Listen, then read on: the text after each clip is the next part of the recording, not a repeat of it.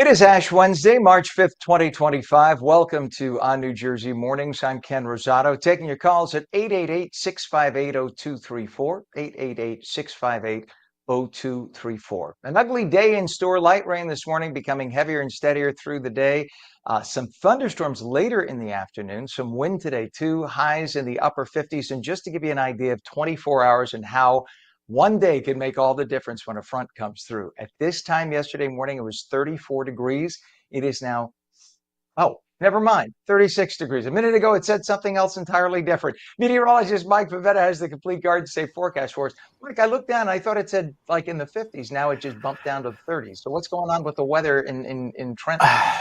I think the Trenton weather station must have just woken up this morning and give you an accurate report. Our forecast points to, yes, a chilly start. There's some cool weather around, but we hang on to a lot of that mild air from yesterday before that rain comes in. Right now, a lot of the rain well off to our west over Pennsylvania, and this will slowly migrate eastward across New Jersey later today with that storm front throughout this afternoon. That's why there's a wind advisory until 6 o'clock tonight for some very gusty winds into this evening. With those gusty winds ahead of the front, it's allowing for temperatures, there you go, holding in the low 50s. So I think you were right there, over toward Trenton, with other neighborhoods a little bit cooler. Area temperatures north of Route 80, very chilly this morning, but it's staying mild across the central and southern parts of the state as that milder air moves in. The wind gusts now aren't terrible, but they're noticeable, up to about 22 miles per hour. And as that rain gets going through the course of the day, it's going to help to cool things off by the end of the afternoon. So, like Ken mentioned, this time yesterday, a whole 22 degrees warmer in places like Mount Holly and Medford. Trenton, 24 degrees warmer than this time yesterday. So we really hung on to that heat throughout the overnight. The clouds rolled in last night. With it, the showers not far behind. They get going by the end of the show, probably closer to 9 or 10 o'clock across New Jersey. They'll be light, intermittent throughout the course of the day. Once we get until 4 o'clock, the beginning of the evening rush, look at that line of storms that comes through. That's the front that pushes in, and the radar just explodes with color here. A lot of heavy rain, as well as gusty winds and possibly even thunder and lightning. It's bordering on severe limits, and that means gusts at least 58 miles per hour or higher, taking us through 7 or 8 o'clock tonight. It clears out overnight. We're left with beautiful dry weather tomorrow, and with it, temperature still in the upper 40s and low 50s. The real chill, however, that returns on Friday, with morning lows starting off back in the 20s and 30s. So there's still some chill left in winter as we wrap up the last few days of astronomical winter rather. Going into tomorrow and Friday, we clear things out. The rain will have passed, and we start off the weekend on a cool note. Ken, we'll tell you more about that coming up with a complete check of your forecast and talk more about this afternoon's weather in just a few minutes. All right, Mike, and just to clarify, when I first looked down at the monitor, because I get an update on the temperature from the middle of the state in Trenton, and when I first looked down, it said it was 53. Then when I was on the air with you, literally it flashed and changed, and it said 34. Now it's back to 53. So clearly somebody was tinkering with the temperature, but apparently it is 53. So it is 19 degrees warmer at this time than yesterday at this time, Yeah. which is a huge difference, which is why you got that huge front coming through, right? That's an indicator of the clash of temperatures. Oh, yeah. And that also is what's helping to fuel the storm later on this afternoon. All right, there you go. I know you're busy, so let me let you get back to that. Thank you so much, Mike. Again, it is 53 degrees now. We have a lot of accidents already. A crash on the Jersey Turnpike Outer Roadway northbound south of 13A, Newark Liberty International Airport, 1 and 9 in Elizabeth. The left lane is blocked. Vehicle now on the shoulder. We have a traffic signal down on Route 9 southbound on New Friendship Road in Howell Township. The right lane is closed, so please use caution. Tractor trailer fire on 22 in both directions at Thompson Avenue in Bridgewater Township. The lanes are now opened eastbound, but two right lanes are closed on the westbound side. We have a sewer main break right now in Somerville. This is on 28 in both directions at Mountain Avenue. Beware of that. And we have that emergency construction and the sinkhole on I-80 eastbound still at 34 in Wharton. All lanes closed, everybody being detoured off. On the GWB right now, delays, and that is on the lower level eastbound New Jersey side in Fort Lee. The lanes are open, but travel time is at least 30 minutes now eastbound into Manhattan from the Alexander Hamilton Bridge. It is now 30, make that 53 degrees, 7:05. And last night, President Donald Trump delivered a highly anticipated address to the joint session of Congress. They call it that instead of the State of the Nation because, of course, it is the president's first term. He's only first term, but his first month in office. This joint session of Congress announcement that he made, if you will, laying out his vision for America's future as he begins his second term. Here in New Jersey, there were reactions pouring in, of course, as you can imagine. Some see it as a bold roadmap. Others question its impact on the Garden State. And fortunately, we have somebody who knows all about it joining us this morning, Alex Adan, who is the former candidate for U.S. Senate in New Jersey. He was an investigative journalist. You saw him for years. He was on News 12. A familiar face to many of you. Alex, thank you for coming on this bright and early morning with us today. Always good to hear from you. Good morning, Ken. Oh, look at how peppy you are. Somebody had a cup of coffee. Alex, let's start Well, with your apparently it's immediate 53 degrees outside my house, or 33 or 63 or something. Who knows? this. You can tell somebody was up watching the president's address and all the aftermath last night. So you know those days, I'm sure, having done them. Let's start with your immediate takeaway. First off, you watched President Trump's address last night. What stood out to you most, and what? How did it hit you as a man of New Jersey who spent so many years covering politics and holding leaders accountable? Well, I'm sure viewers, they laughed, they cried, they threw things, and that was just the Democrats in the audience. It was really extraordinary to me, the lack of respect and humility that the Democrats showed, because we saw last night, and we've seen since President Trump was reelected, the Democrats' style is performative rage that really gets them nowhere. So that to me was a big takeaway. The speech in and of itself was about 1/3 accomplishments, 1/3 where we're going, and 1/3 make a wish, this is your life. There were those extraordinary moments. DJ Daniel, the young man hugging the director of the Secret Service when he was just made an honorary Secret Service agent.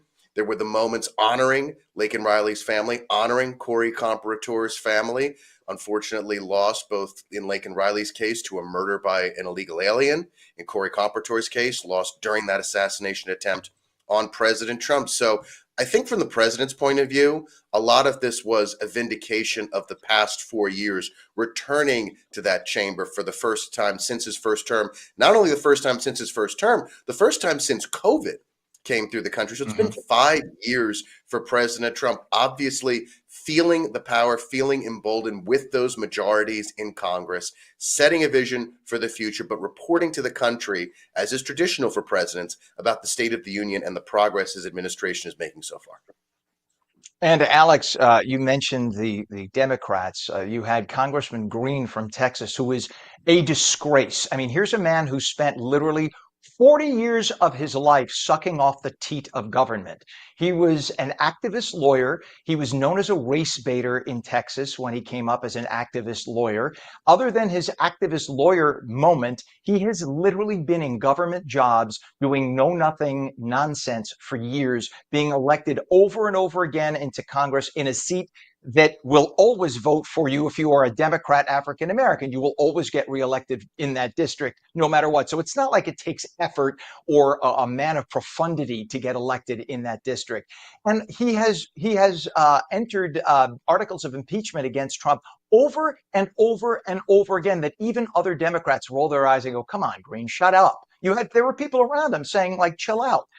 But I think that you have the Chuck Schumers of the world, who are disgusting, by the way, disgusting politicians, but always the first to point the finger, blame at others, who egged him on because why? You have an older African American gentleman with a cane, so surely they would never arrest him. I think the Speaker of the House did great. In fact, he should have gavelled him out and had him arrested and thrown in the brink downstairs sooner, instead of wasting 30 seconds of our time. Here, the American people were there to hear the president, like him or hate him. We're here to hear him. Who the hell do you think you are to shut it down? It's obnoxious. Well, Al Green certainly has the money to afford a very nice cane, as we saw him Yeah. repeatedly shaking at the president like the Penguin in the original Batman series. Look, I want to be clear. If you can't spend 90 minutes in your assigned seat, keeping your mouth shut, you don't deserve to be a member of Congress because you're a toddler. And I am absolutely applying that to the antics of Marjorie Taylor Greene and Lauren Boebert last year. They shouldn't have I'm done it. with you. Al Green shouldn't do it either. You're absolutely right. And speaking of antics, talk about an overpaid, obnoxious Ivy League, self-entitled. We've had enough of you. You can go away now. A certain someone on MSNBC referred to little DJ and his reception of the being made an agent by the president. Now, first of all, DJ is not 4 years old. He is 13. Obviously, the Right. brain cancer has impacted his growth, but he is 13. And I say that because he's not a little child who can't make a decision. 13, you know what's going on. He was there with his parents at the invitation of the president. Clearly, they weren't there under duress. They weren't being, cuffed to the seat. His father clearly was happy to be there with his son. It was a happy moment for the child. But Rachel Maddow, who hasn't seen anything on the right that she's ever liked, Rachel Maddow had the nerve last night to refer to it as a disgusting display of abuse of a young child. What the hell is wrong with this woman? First off, there wasn't a dry eye in the house when he received this honor. The kid's face said it all. He was shocked. It was happy. It was Mm-hmm. joy. He hugged the head of the Secret Service. This wasn't something that was forced. It was so organic and natural. But I think that's the key. Democrats don't know anything organic. Everything they do Right. is staged and phony and fake and set up so that when there's a natural, happy, organic moment like this, even they don't know what to make of it. Ken, if you want to talk about fake moments as opposed to authentic, organic moments, look no further than the 25 congressional Democrats who posted the same video at the same time, a video written by our New Jersey Senator, Cory Booker, produced by the Democrat caucus, and spit out on social media, making this monotone, robotic reading from a script that none of them wrote themselves. And then when Mm-hmm. that was called out, when that was discovered, they tried to turn it around and say, aha, we've got you. We made you watch the video. No one watched the video. We watched the first few seconds. We watched the comparison. We knew what it was right away. The I, performative I antics of the Go ahead. Democrats have got to stop. Well, I love how it is now the new thing on the left that they think that they get everyone's attention and look hip and cool by dropping F bombs and all sorts of vulgarities. You know what? We all know the word, you morons. We know the S bomb and the F bomb and the C bomb and everything else. It doesn't make you cool. It makes you late to the party. Okay. You just discovered the word SHIT. Wow. You're so hip and cool. I look at somebody like Pocahontas saying the SHIT word, and that she doesn't sit there and suck down a beer like she phonily pretends to do. Can I make that an adverb, phonily? And they're just so fake. Listen, I have sat and had conversations with Chuck Schumer. He is a nerdy moron. That's what he is. He is nothing more but a geek with his hunched in his glasses and he sat there last night or stood there last night, and every time the camera went on him, this look of mischievousness, like he had this look like he knew all the plots for the night, and he thinks we're all stupid. And this is why the Democrats lost. And let them keep doing this nonsense. They'll continue to bury themselves deeper and deeper in a hole because America sees through it. We have social media today. You're not going to persuade us anymore. Propaganda is dead on your side. Yeah, and if you look at the immediate polling, if we can count on polls being accurate, I always take them with a pretty big shaker of salt. The CBS YouGov poll that came out in the Mhm. hours after the speech showed that 76% of people who were watching approved of it. And that's a great number, including 74% of Republicans. However, Ken, the audience watching the speech was overwhelmingly Republican. And that's great. Everybody should watch. My point is, only about 20% of the audience last night was Democrat.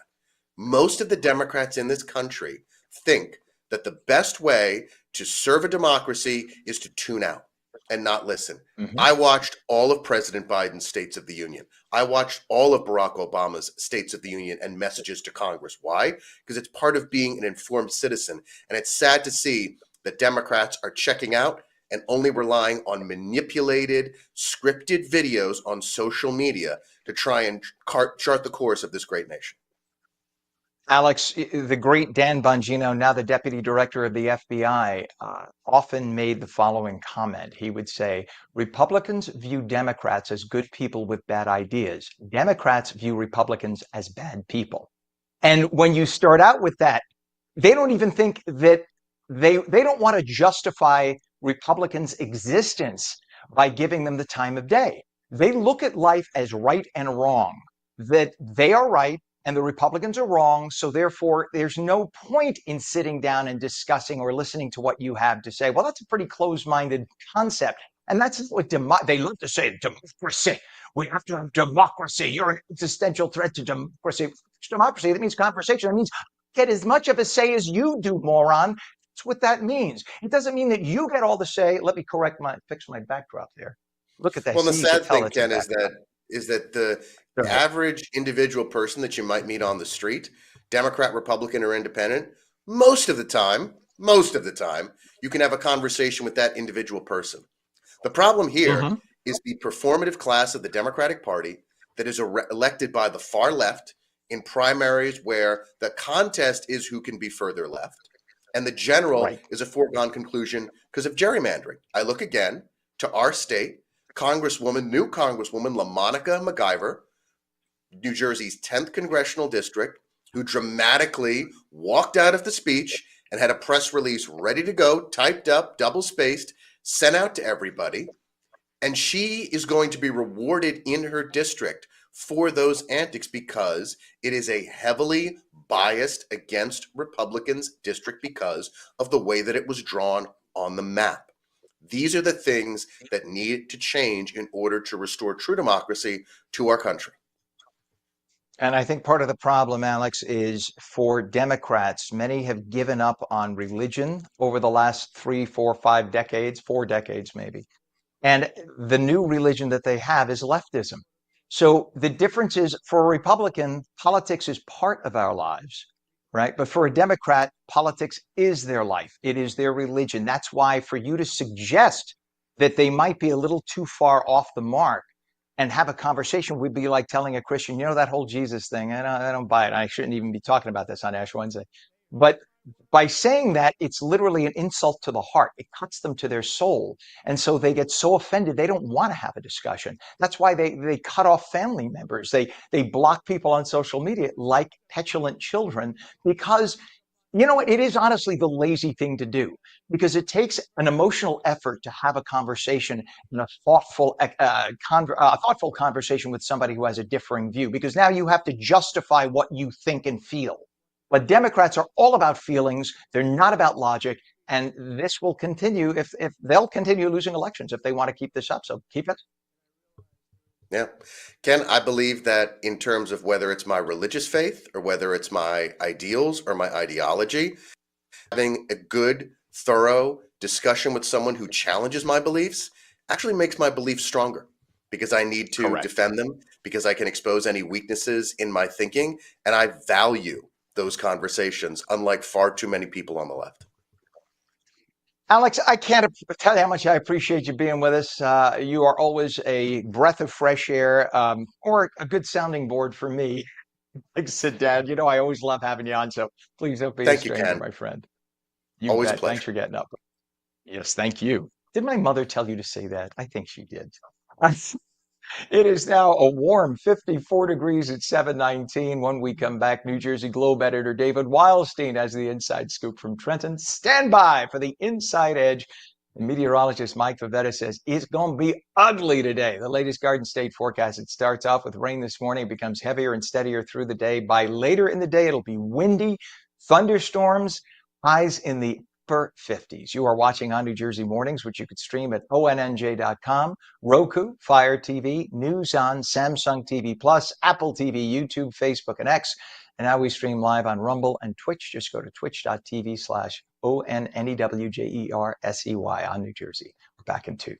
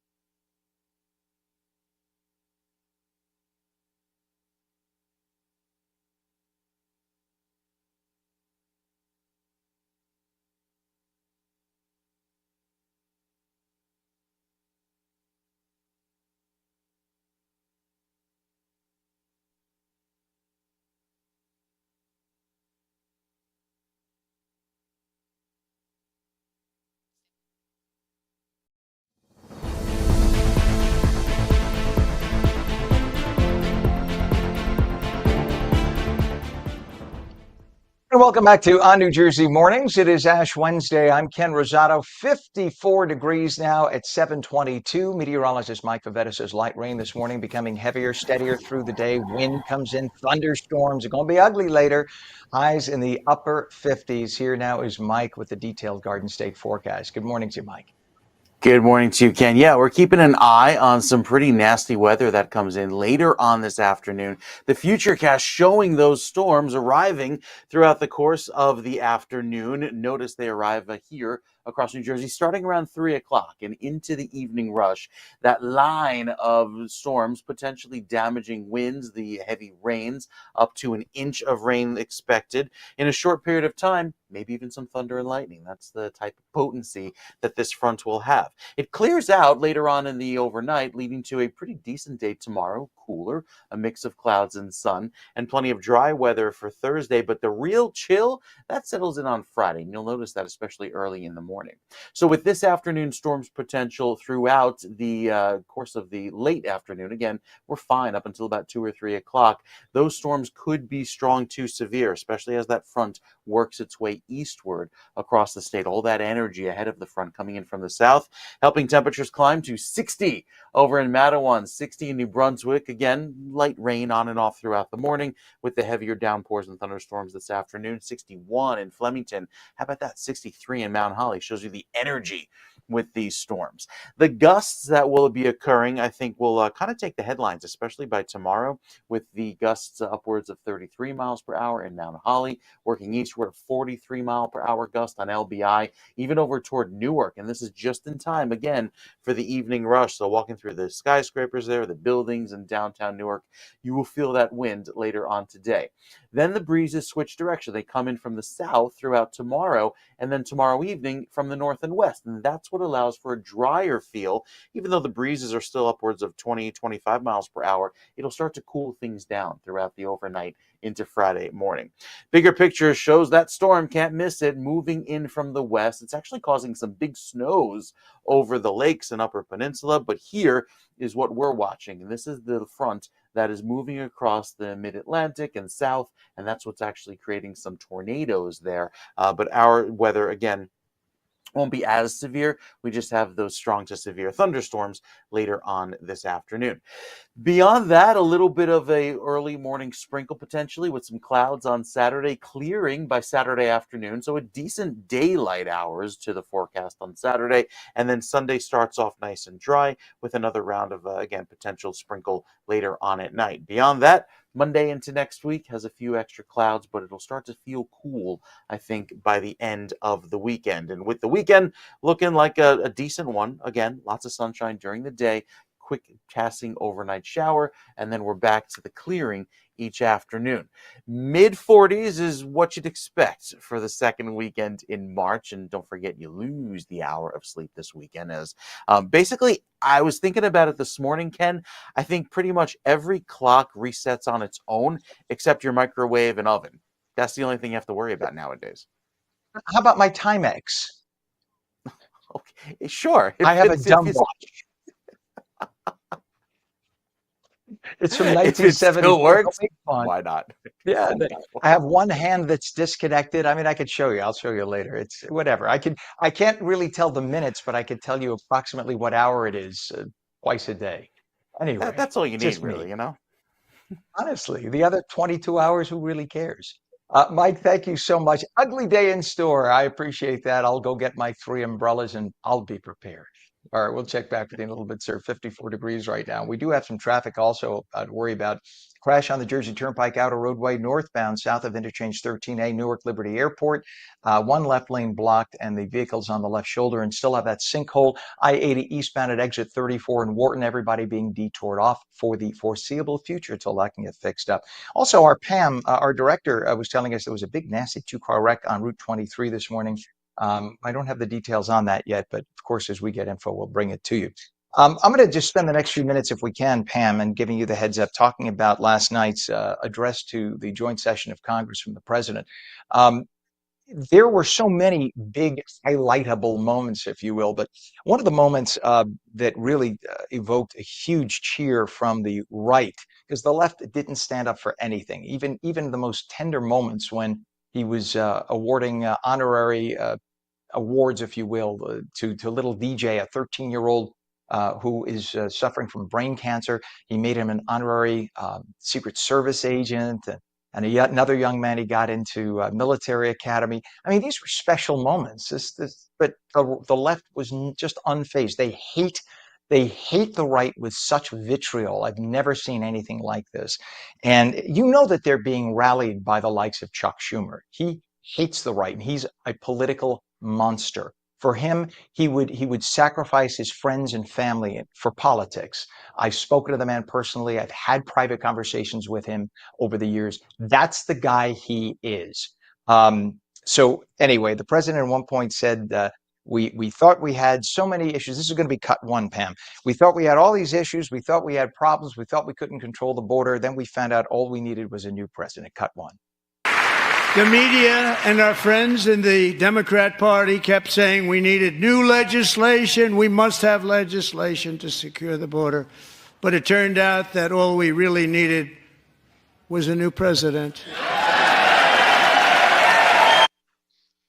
And that, of course, evoked huge, as you heard, huge applause from the right. Another moment that the president pointed out was, and this was relatively early on in the evening. By the way, this was the longest address of a president to Congress in history. It was almost 2 hours long, about an hour and 53 minutes. And you could see how bored the left was. You had, as we call her, Pocahontas, the senator from Massachusetts. I don't want to even say her name. Sitting there literally like a child on her phone she was wearing her blue jacket and pink shirt, her pink blouse, and she has a matching blue case on her phone. And just like a petulant little child, like, I'll ignore the president. She's playing on her phone, looking tired. She couldn't keep her eyes open. Really childish and ridiculous. But the president said, there is nothing I can do to make the left happy. Pam, cut two.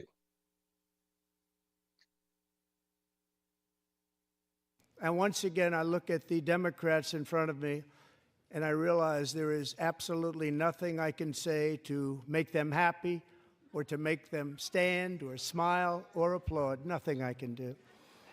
I could find a cure to the most devastating disease, a disease that would wipe out entire nations, or announce the answers to the greatest economy in history, or the stoppage of crime to the lowest levels ever recorded.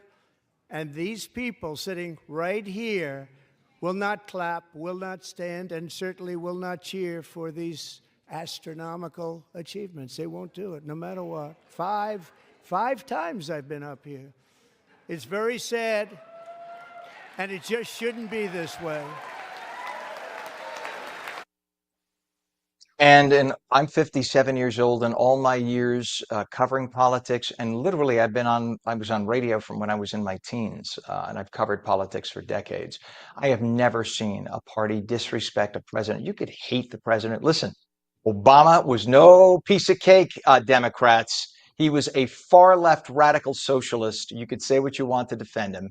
By today's standards, he's a conservative because your party has gone so wacky. But we stood. There was one Congress member who shouted out, "You lie," during Obama's, and by the way, Obama was lying. He was lying at that moment when he had his address to Congress.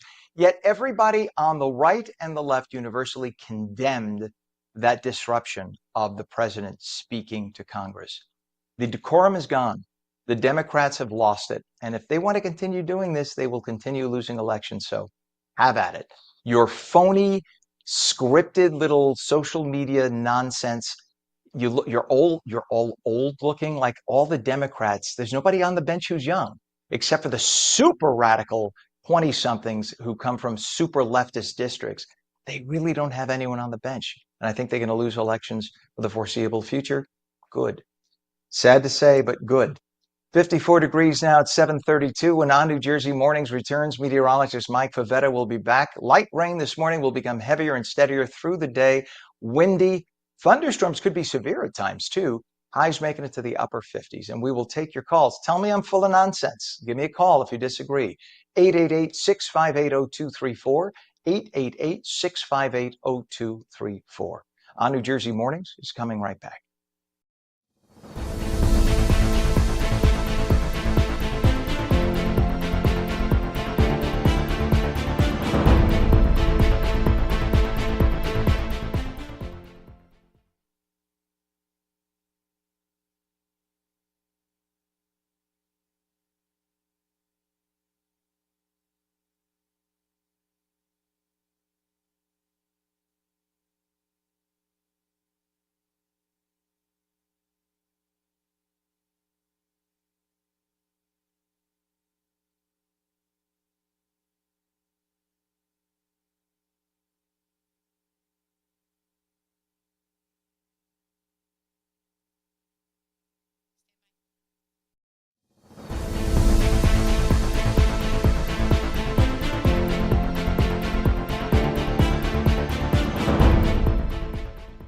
morning. It is 7:33. Welcome back to ONNJ Mornings. I'm Ken Rosato. Rain this morning becoming heavier and steadier through the day. Wind, severe thunderstorms in some parts of Jersey later on into the late afternoon. Highs making it to the upper 50s.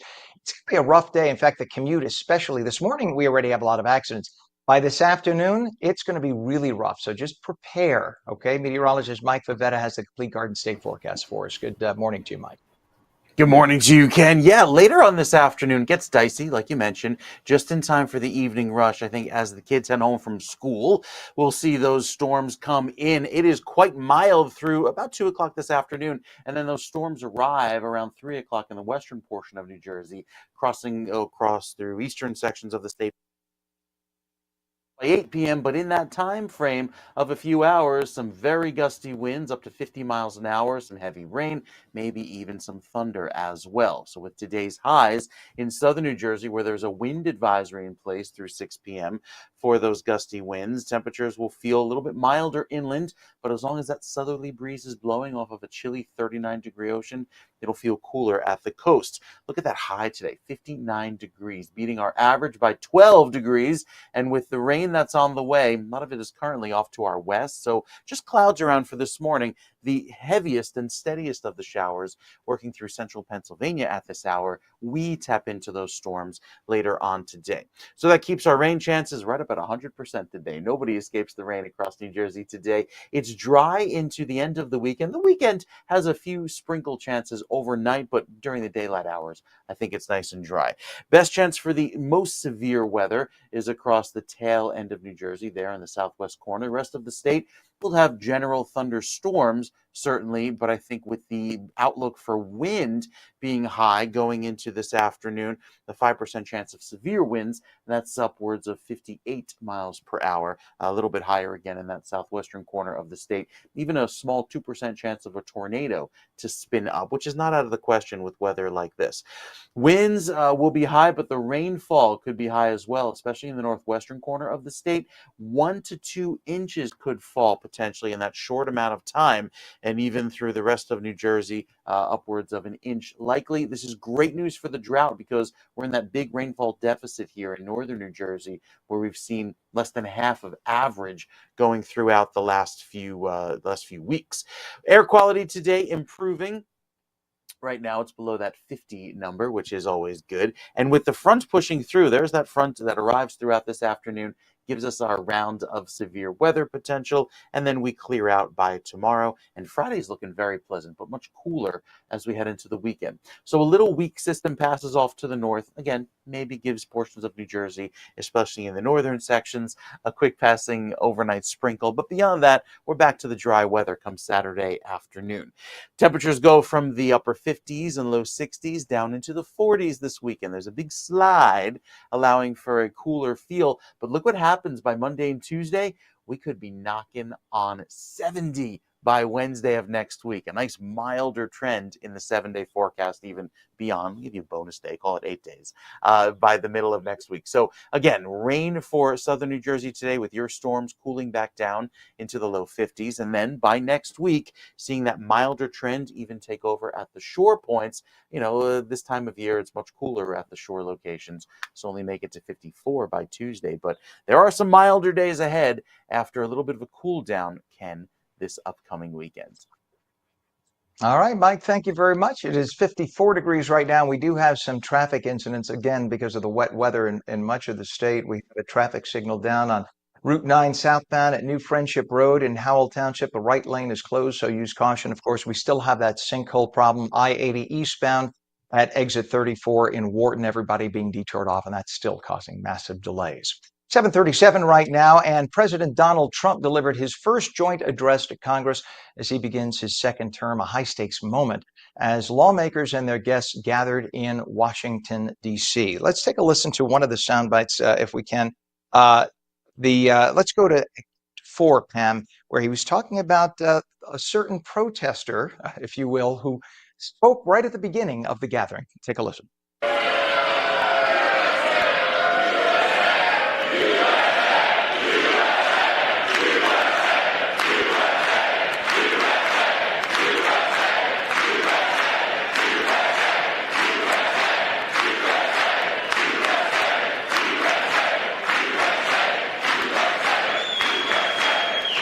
counties in our country, 2,700 to 525.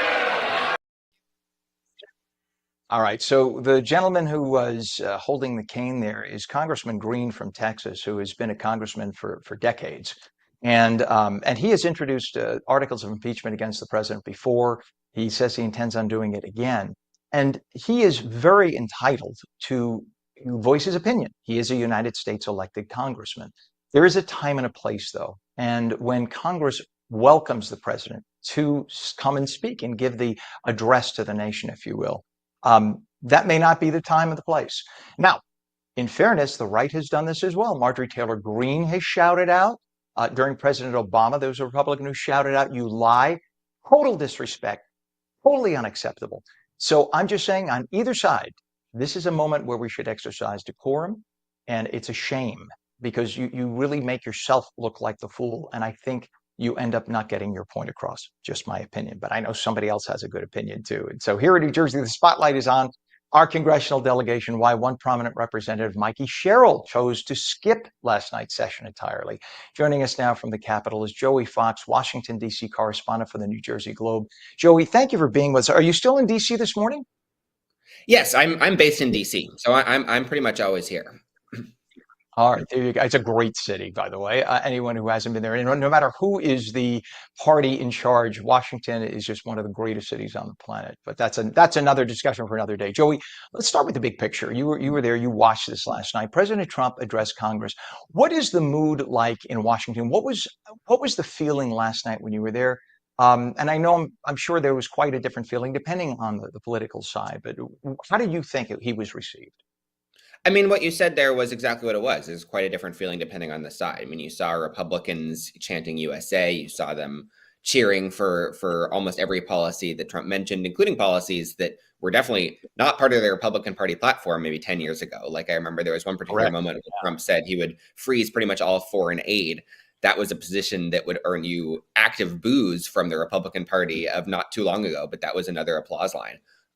So I think that is definitely, I mean, this has been the story of Washington for a decade, but you can see the steady but now complete takeover of the Republican Party by the particular ideological things that Donald Trump is pushing for, even when those things aren't in alignment with what the Republican Party has historically been. And then you saw Democrats really, I mean, it's not a surprise that Democrats are struggling to figure out how to message against this kind of speech, because I mean, what are they supposed to do, right? The whole thing is that it's the president being able to address Congress unimpeded for, traditionally like an hour. Trump was more like an hour and 40 minutes.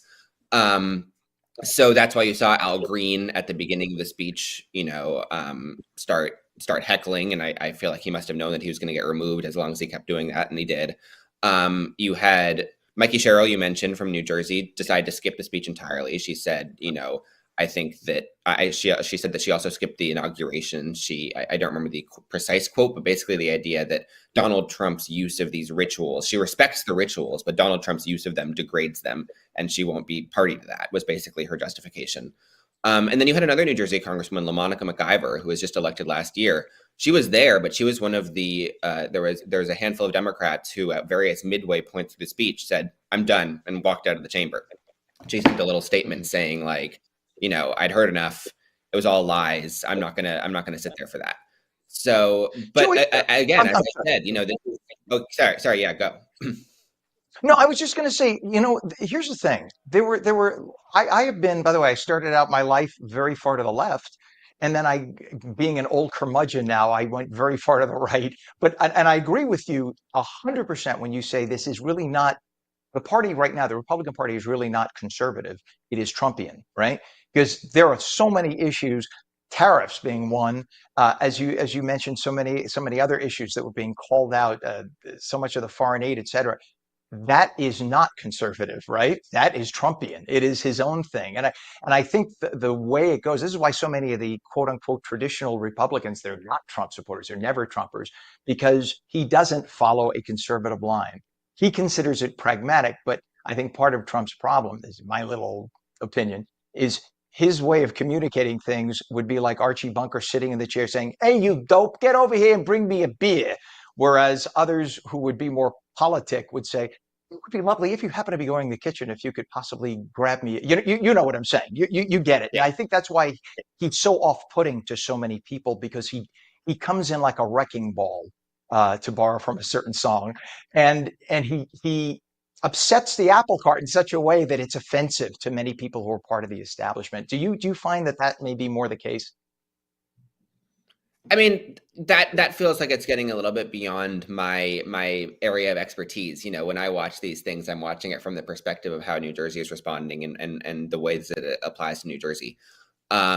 But like, yeah, I think that getting back to my previous point, I mean, yes, this is definitely this is a different style for a Republican, but we can't really say that anymore because this has been the Republican Party since 2015, or I guess 2016 if you want to start it when he won that first Republican primary.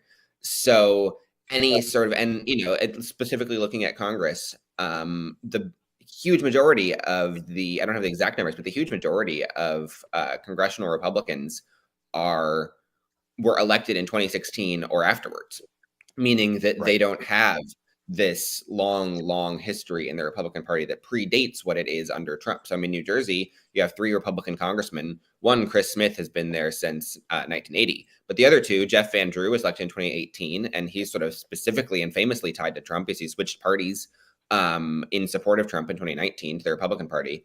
And then Tom Kaine Jr., who is a swing district congressman elected in 2022 and has only ever, been in Congress under first the shadow of Trump from 2022 to 2024, and now actually under the Trump presidency. So that changes what kind of Republicans you're looking at in Congress. It changes the attitudes that the ones who are there have. And I mean, you saw Tom Kaine Jr., despite representing a competitive seat, despite taking a lot of moderate stances, despite being very explicitly, pro foreign aid, released a statement last night saying this was an optimistic speech. I support President Trump's vision for America. Like, let's go. So that's kind of where we're at.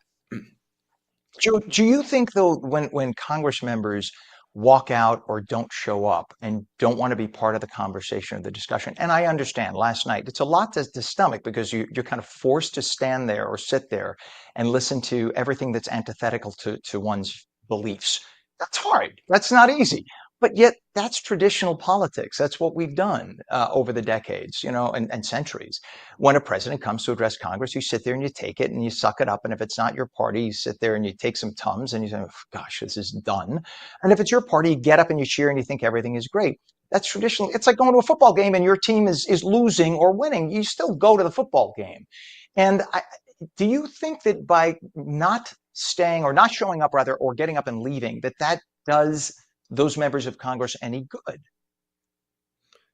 I mean, I think that their justification is because you're bringing up sort of the specter of prior presidencies. I think their justification is this is not like prior presidencies. There was a congresswoman not from New Jersey, from New Mexico, who stood specifically by the aisle when Trump was walking in and held up a little piece of paper that said, "This is not normal." And not arguing for or against that, but I think that is the argument that you'll hear from Mikey Sherrill and Lamonic MacIver, the 2 members who either walked out or skipped entirely. And it's what you'll hear from a lot of Democrats saying, like, talking about democratic norms with a president who pretty proudly violates a lot of those norms. Like, it's not on us to play by the rules if no one else is the argument that I think you'll hear. I mean, and that's exactly what Mikey Sherrill said, right? I will not degrade these rituals by sort of paying fealty to someone who doesn't actually obey what they stand for. And you can make arguments about whether that's the right or wrong strategy. Lots of Democrats did show up. Lots of Democrats either just silently watched the address like usual, or some of them had little like paddles that said things like "Save Medicaid."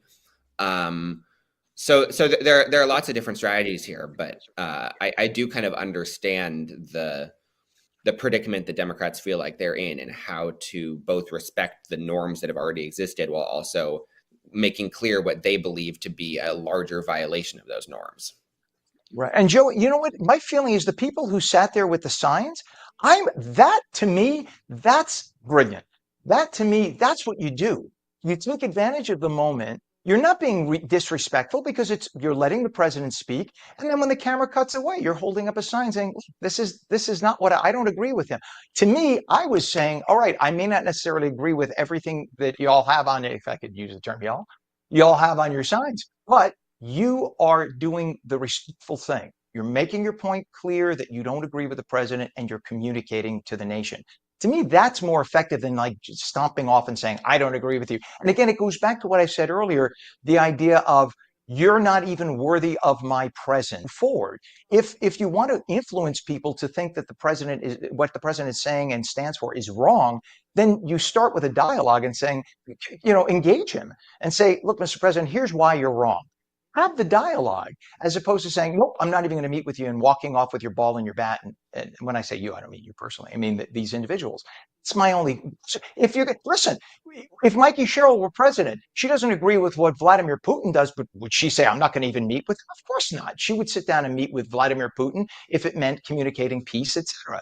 So I think that by not showing up for the game, I think that's a bad start because it just shows that there is intolerance.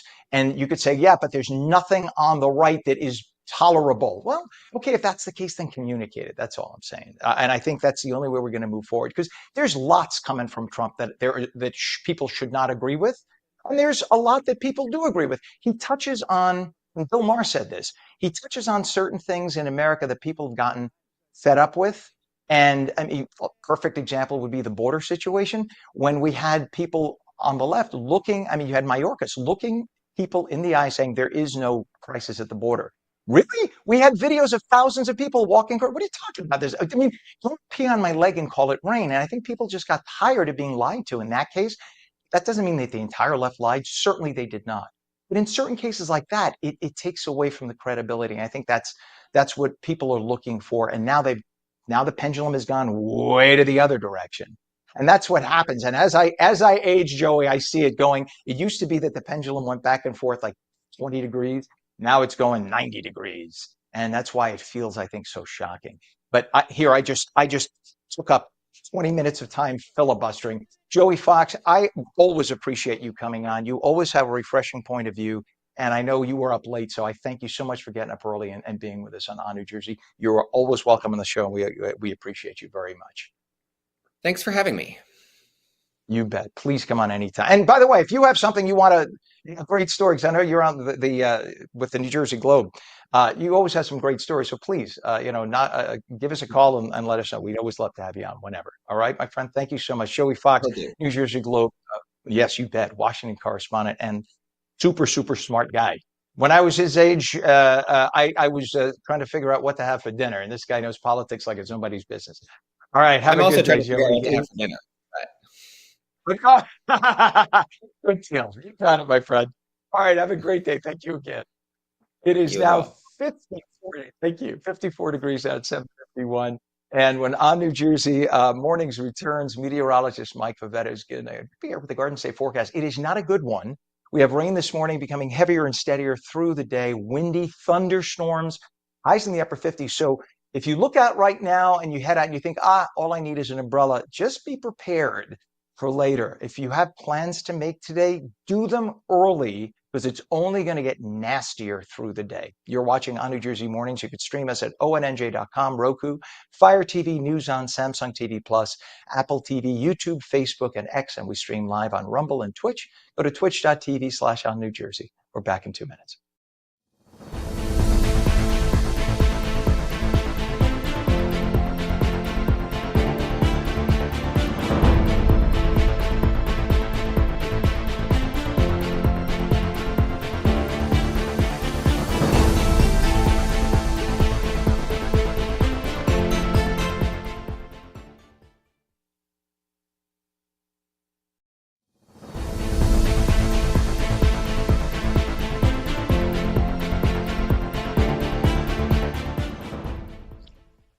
And a very good morning to you. 7:52, 54 degrees. Welcome to New Jersey Mornings. I'm Ken Rosato. It is Ash Wednesday for those who are keeping track. So if you walk around and you see the smudge on the forehead, you know that is the sign of the cross, meant to show humility and remind us that it's ashes to ashes, dust to dust, as the Christians say. and that is to remind us that we are born from ashes. Those ashes are carbon. That's what we are as humans, and that's what we're going to return to at some point. So it is a form of humility to remind us that we think we're all that, and in the eyes of the big maker, we're just ashes. And we're lucky to be on this planet when we are. Sorry to get off on my religious moment for a moment, but I think it's time. By the way, this year, Ash Wednesday is universal for all branches of Christianity, the Orthodox, the Oriental Orthodox, the Catholics, the Protestants. Today is Ash Wednesday for all of Christendom, 1.7, 1.8 billion on the planet. So you will see a lot of people with black on their foreheads today, and just so that you are aware of what that's about. We want to talk a little bit more again about what has gone on. And last night, of course, President Trump's address to the joint session of Congress. There was one point when he talked about how President Biden told us over and over again that he could not secure the border because Congress had to pass laws. Congress had to pass laws in spite of the fact that there are 75 immigration laws that have been on the books for 200 plus years, that it's Congress's fault for not passing laws to secure our border. President Trump talked about what it really took to secure the border. Pam, this is cut 3, please. Within hours of taking the oath of office, I declared a national emergency on our southern border, and I deployed the U.S. military and Border Patrol to repel the invasion of our country. And what a job they've done. As a result, illegal border crossings last month were by far the lowest ever recorded, ever.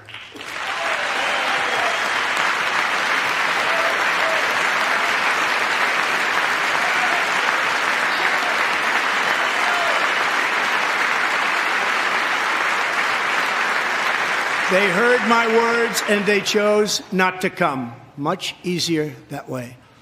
In comparison, under Joe Biden, the worst president in American history, there were hundreds of thousands of illegal crossings a month, and virtually all of them, including murderers, drug dealers, gang members, and people from mental institutions and insane asylums, were released into our country. Now, I don't know if you heard that. There was a Democrat shouting when he talked about mental institutions and insane asylums. A Democrat said, "That's where you belong." He shouted out. And you can believe that, and that's fine. Hold up a sign, that's fine. Don't shout that out at the president. Now, I don't care if the president's a liberal or conservative. It's just lack of decorum, lack of tolerance, immaturity. You may not like what President Trump has to say, but guess what? 52.5% of the American population voted for him. And by the way, since he got into office, his popularity has actually gone up, and it drives the left crazy. They can't understand it. Maybe you're the ones out of touch. Just maybe you have gone so far off the plantation with radical views that maybe you are out of touch with mainstream America. And by the way, I speak as a member of the LGB, and I stop now at LGB. I don't go on with the other letters. I've been a member of the LGB community since I'm a baby, okay? And I have no connection with where the T+++ QIA community has gone. They're insane. They are absolutely insane.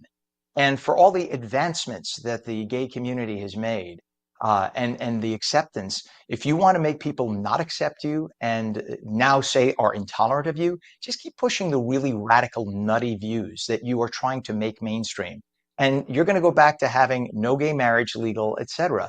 I'll keep telling that to my younger friends who are gay, that there was a time when civilizations put people to death for being gay.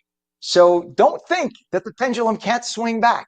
Be respectful of others' feelings and stop pushing so hard and so far, because no matter what, gays will only be, and I speak as part of the community, we will never be more than about 4% of the population genetically. Tomorrow, the country could be 60% female, 60% black, 60% Hispanic, 60% Jewish, 60% any other group, but it'll always be no more than 4% gay. It is a reality. We will always be in a tiny minority. So be respectful of your fellow citizens in the United States when you force things like trans bathrooms and forcing people to use pronouns that are antithetical to what we can see with our own eyes. That's the kind of silliness that takes us to the extreme. There was a moment last night when the president spoke of a little boy in the audience. He was actually a teenager, 13, but because he's been suffering from brain cancer over the years, he's still a little on the short side. His name is DJ, and fortunately, he is very much alive yet, living way beyond doctors' expectations. The president swore him in as an honorary member of the Secret Service. Take a look at the special moment. Cut 5. I am asking our new Secret Service Director, Sean Curran, to officially make you an agent of the United States Secret Service.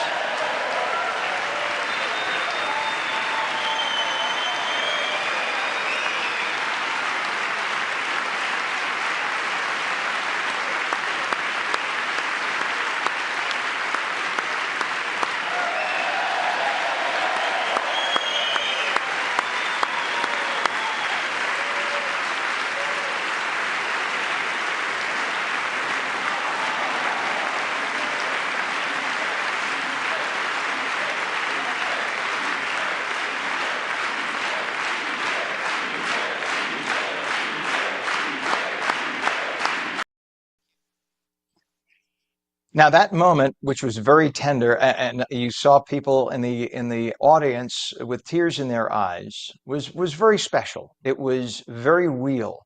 That young man was there not because he was forced to at the end of a gun. He was there because his dad, with a smile on his face, took him there to have a special moment with his cancer-ridden son. That young man was, you could see by the elation on his face, was thrilled at what the president did for him. Yet the left is so incensed by any special moment because Orange Man Bad is Satan on earth, right? He is Nazi. He is Hitler. He couldn't possibly do something sweet. He's not a real father. He's evil. And the likes of Rachel Maddow, who is nothing more at this point than an overpaid, pompous left-wing hack with a really bad boys super cuts haircut, a woman paid tens of millions of dollars at a time when MSNBC is on the verge of bankruptcy. Literally, if she was so generous and so for the people, she could give up her salary and so 1,000 members of her staff wouldn't be fired, but she's so stuck up that she has to keep that money in her pocket. She actually referred to that as a disgusting moment. Well, let me tell you something, Ms. Maddow, who doesn't have any children, neither do I, but there is a moment like that that is sincere and is honest, and maybe you can chip through the cold black of the outer crust of your heart and realize that the American society has thrown out the ilk of you for things like that. Take a lesson from what you saw last night if you ever intend on getting back in office on your side. It is 8:01, 54 degrees right now in New Jersey, raining, and it's only going to get worse later. Meteorologist Mike Favetta will be back in just a moment. You're watching ONNJ Mornings. Don't go away.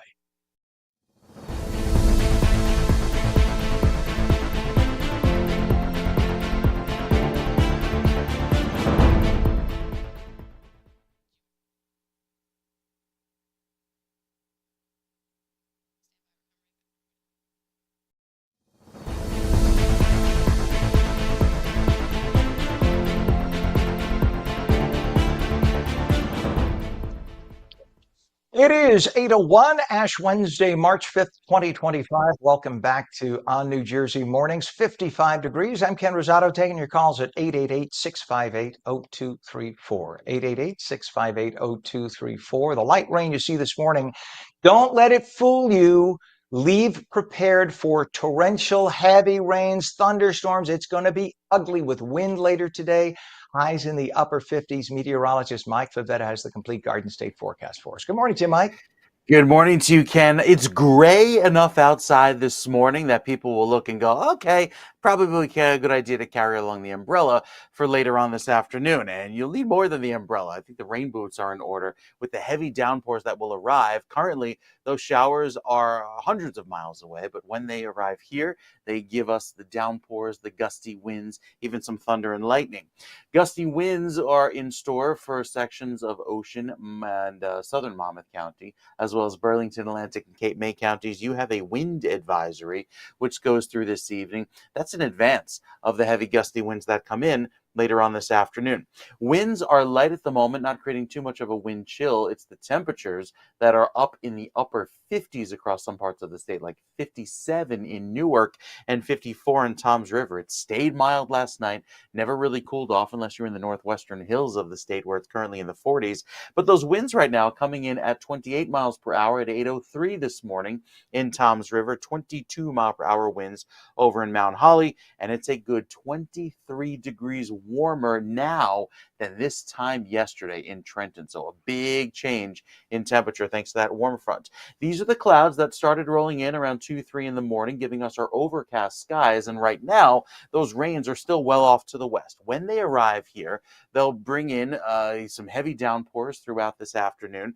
Again, up until that time, a few light spotty sprinkles, but the real action gets going after 3 and 4 o'clock. That's when the front crosses the Delaware, moves into New Jersey with those very gusty winds and heavy downpours, and likely thunder and lightning. That happens and crosses into the city, like out toward Newark and over by Hackensack by 5 o'clock this evening. Again, timing just in time for the evening rush, moving across the Turnpike and the Parkway at that time as well, and then followed by some steady rains into 7 or 8 o'clock this evening. The gusty winds that'll be around are quite potent because even through tomorrow, while it's clear throughout the afternoon and Friday, the winds provide a cooler feel, dropping temperatures down into the 30s later on at night. So it's a very gusty finish to the day with those heavy rains, and then we clear out with a mix of clouds and sun tomorrow. Friday is cooler, less wind by Saturday, but the chill will have returned, Ken. We'll only make it to the 40s each day on Saturday and Sunday. But there's some milder weather ahead. We're back in the 60s for next week. We'll tell you when that hits coming up. All right, Mike. I'm looking down at our traffic. It's already getting really ugly on the roadways. And again, that's just because of the rain. And as you said, it's only going to get worse as the day goes on. So thank you very much for that, Mike. It is now 55 degrees. We have a crash now on 95 eastbound. That's 195 eastbound. That is west of exit 31, Howell Township. A right lane is closed. Now you got delays about 10, 15 minutes through there. That's a mess. We have a problem on the Turnpike, a crash on the Turnpike outer roadway northbound south of 13A, which is Newark Airport and Elizabeth. The left lane is blocked, vehicles on the left shoulder. Tractor trailer fire on 22, both directions now being impacted at Thompson Avenue, Bridgewater Township. Eastbound, 2 right lanes. All lanes are open eastbound. 2 right lanes closed westbound. Again, that's on 22 in Bridgewater Township. Sewer main break 28 in both directions, Mountain Avenue in Somerville, and we still have that I-80 sinkhole eastbound at exit 34 in Wharton, detoured off, and that's causing 30 to 60-minute delays. I could go on literally the whole show with what we have in terms of delays, so give yourselves lots of extra travel time. Of course, last night, the president delivered his or address rather, to the joint session of Congress, and the governor, our illustrious governor of the state of New Jersey, had the following. Pam, could you bring up the full screen, please? He said, quote, "Tonight, millions of Americans tuned in to President Trump's joint address to Congress with the hope that he would offer an optimistic and unifying vision of renewing the American dream. Sadly, I, like many Americans, came away from the president's speech disappointed. At a time when families across the nation are living paycheck to paycheck, our leaders must be laser focused on lowering costs, raising wages, and building a brighter future for the next generation. Instead, this administration has spent its first weeks in office driving up costs for consumers, destabilizing our economy, and diminishing our nation's standing on the world stage. As always, I remain fully committed to finding common ground with the Trump administration to better the lives of the people we serve, but we cannot afford for the next 4 years to be like the past 6 weeks. It is not too late for the Trump administration to correct course so we can work together to renew the American dream for every worker and family struggling in today's economy." It's just funny that this is coming from the party that has put us trillions of dollars in debt. And the president has had a few weeks when they've had years. And in just a few weeks, because everything hasn't turned around, that he is literally pointing at the splinter in his neighbor's eye as opposed to the log in his own. Nonetheless, that is the way Democrats do things. They try to obfuscate.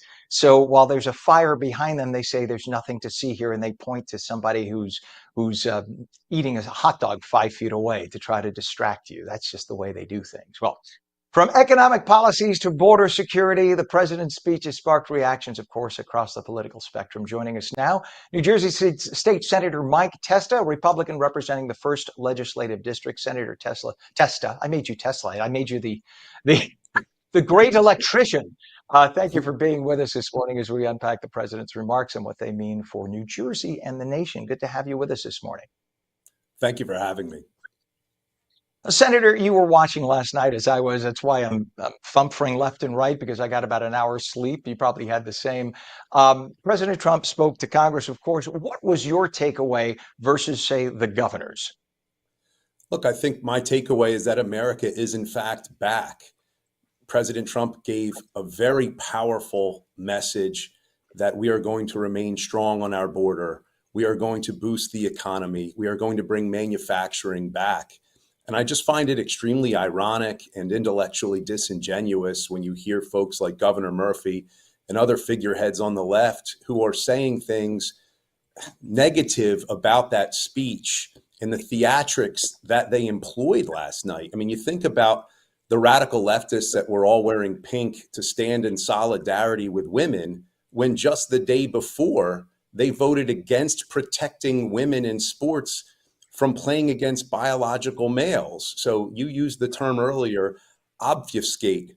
That's exactly what they did last night. And I find it really interesting that there they were attempting to send a message that they stand in solidarity with women when just last year, 2 years ago, and continuously, they have yet to be able to define exactly what a woman is. I mean, I find it really hard to watch at times when you hear commentary like that. You know, Senator, in the 70s and 80s, when I was growing up, the Democrats were the hip young party, if you will. They had the young people, the deep bench. Today, they look like a bunch of old, put them out in pasture hags with these old concepts. And when even they think it's hip and cool to curse, like we've never heard shit and we've never heard bitch and we've never heard the f bomb, etc. I won't spell that out. But they think that's cool and hip. And that's the way you get in touch with the young folk. They are so out of touch and inorganic. I mean, to have the likes of a Pocahontas saying shit, like, A, we've never heard it. And we're going to be so shocked by it. And the idea that she thinks that's going to make her look hip, cool, and with the kids, it's just so laughable. And this is the way they think they're going to get back in good graces with the American people. I mean, it shows their absolute cognitive dissonance. They did not receive the message in November of 2024 when the United States of America overwhelmingly voted for President Donald J. Trump to make him the 45th and 47th president of these United States. And this isn't lost on me that now all of a sudden the Democrat Party is cool with cursing. You know, I grew up in the 80s and 90s, and I remember when Tipper Gore, she led the brigade to make sure that, you know, parental advisory lyrics were put on all of the rap albums that I really liked. All that did for me as a kid was tell me which albums to buy, pretty much, which ones I was going to really like. So I find it really interesting that Pocahontas and, you know, Spartacus are now, you know, using the S word and trying to connect with young people. Again, it's all theatrics with them. None of it is real. It is all plastic. It's all fake. By the way, a lot of people don't realize Pocahontas, you know, is originally from New Jersey, or she at least spent many years here in New Jersey. So I don't know, maybe it's just a New Jersey thing that these people get, as you mentioned, Spartacus, the good Senator Booker, Spartacus. I guess these people being raised in the shadows of New York, they have these visions of grandeur, and they think they know more than the rest of society, but not so much. I've spent many years. I'm sure you spent much time knowing Cory Booker, and Cory Booker has his own visions of grandeur, and you know, he's just the right guy in the right district. That's about it. That's how he got elected. And the man from an intellectual perspective doesn't really stand up. But that's another day. What part of the president's agenda do you feel resonated most with you? Because a lot of people say, listen, it comes right down to why he won. He won because the border was out of control. We didn't have a few thousand illegals here. We have tens of millions. The country, literally 5 to 7% of the population is now illegal. That is unsustainable, to borrow a word from the left. And the other problem, of course, was the economy. When you're trillions in debt and still spending more out of control, and you still don't think that's a problem, this is why they lost. What part do you think resonated most from the president last night? I want to say almost all of it. I mean, you talked about the border, you talked about the economy.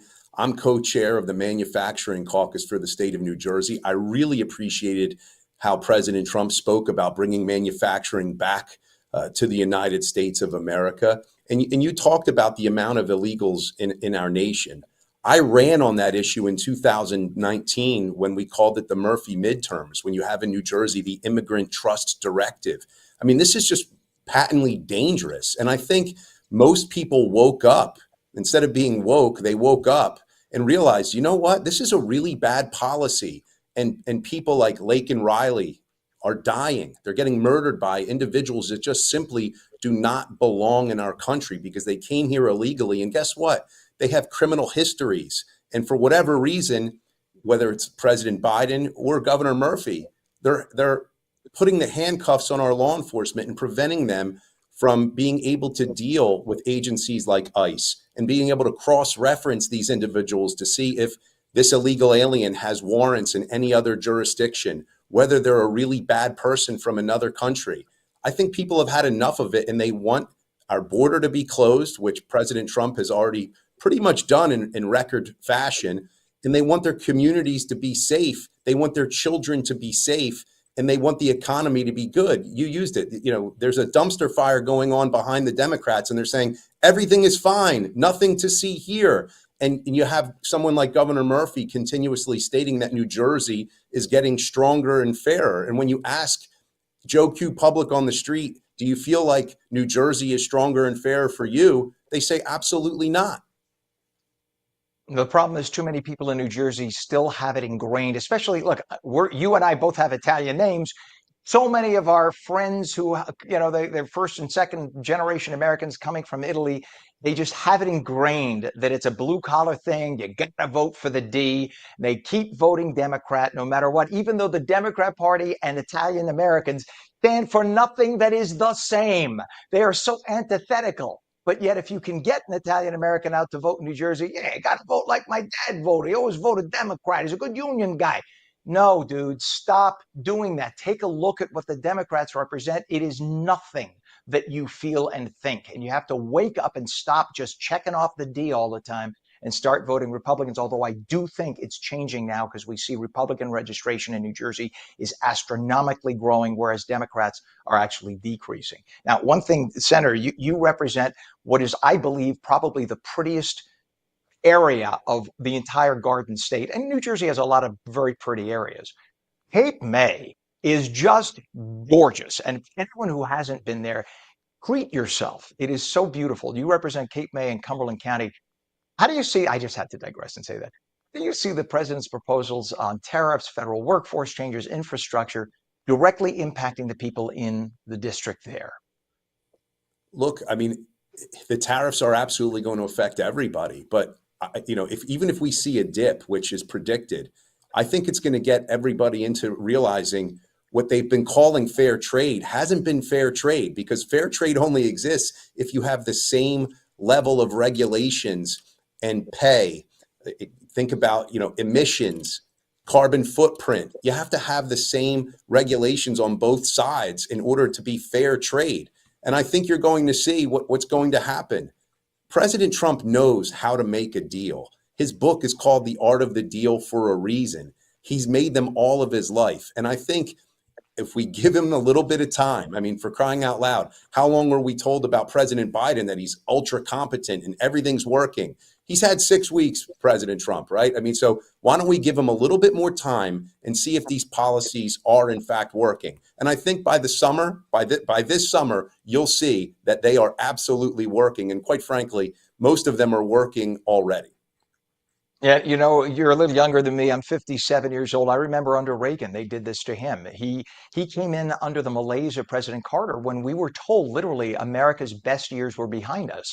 And the country was just in huge deficits, much like now. We had odd and even gas days. In order to fill your car with gas, based on the end of your license plate, you could only go to a gas station on odd days or even days. So if your license plate ended in a 7, you could only go on an odd day, like Tuesday, Thursday, Saturday, whatever, and get gas. That was the mess that America was in. And we were told it was only going to get worse and that there was only enough gas left on the planet for another couple of years. That's what the left kept telling us. Well, let's see. How many years later is it now? Still have tons of gas. In fact, even more. We keep finding more and more of it. And America's economy came roaring back under Republicans. The problem is, for the first year and a half under Reagan, as he was trying to get the economy back, we struggle a little. It was the aftermath. It's like trying to right the Titanic. It's trying to turn the Titanic. It takes a while to get it back. But of course, the Democrats kept saying after weeks, see what Reagan's doing? All these cuts are just ruining things. No, it took about 2 years and the economy literally exploded. That's when we then got into the mid to late 80s. Tech started, the whole economy changed, and the country just roared back to first place in the whole world. But that's what it takes. Somebody who's mature at the head, a real leader who has vision and knows how to lead the country. What would you say, and we have about a minute left here, what is one specific policy you'd say from last night's address that you'd like to see New Jersey's legislature align with or support at the state level? And how do you plan to advocate for it in Trenton? Well, certainly manufacturing. I've already said that as chair of the Manufacturing Caucus, along with my co-chair, Senator Linda Greenstein.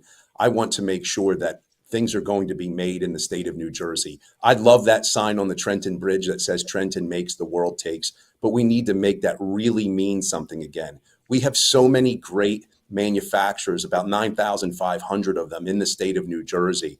And I really want them to be able to innovate. But when you're getting crushed by taxes, when you're getting crushed by regulations, you're not going to reinvest. And you're certainly not going to attempt to innovate your company because you're afraid that there's going to be another tax, there's going to be another regulation. So it's a disincentive. We need to open up the floodgates of the innovation that we already have here in the state of New Jersey. We need to allow those manufacturers to not only survive, but allow them to thrive. And maybe, just maybe, we can start to be able to recruit great manufacturers to move into the state of New Jersey. So that's what I would really like to see with President Trump bringing manufacturing back to the great United States of America. All right, we can only hope. New Jersey State Senator Mike Testa, don't be a stranger. Come back anytime. I thank you for joining us this morning. Thank you so much for having me. I look forward to the next time. This will certainly not be the last time. Please, the door's always open. We welcome you back. Let us know when you're working on legislation and stuff. We'll always have you on. All right, thank you again, Senator. Have a good day. Thank you so much. Have a great day. You bet. 55 degrees now. It's 8:20. And when we come back, what will President Trump's plan mean for New Jersey? We're going to speak with Rosemary Becky of Jersey First to find out. And meteorologist Mike Favetta has the latest Garden State forecast. It's not a good one. So for real, pay attention. Light rain this morning. So you'll look outside and think, it's going to be fine. It's going to get ugly as the day goes on. Heavier, steadier rain, wind, thunderstorms, even thunderstorm watches in the area. So beware. Highs in the upper 50s. It'll be mild, but again, an ugly, windy, stormy day. So prepare for it. You're watching ONNJ Mornings.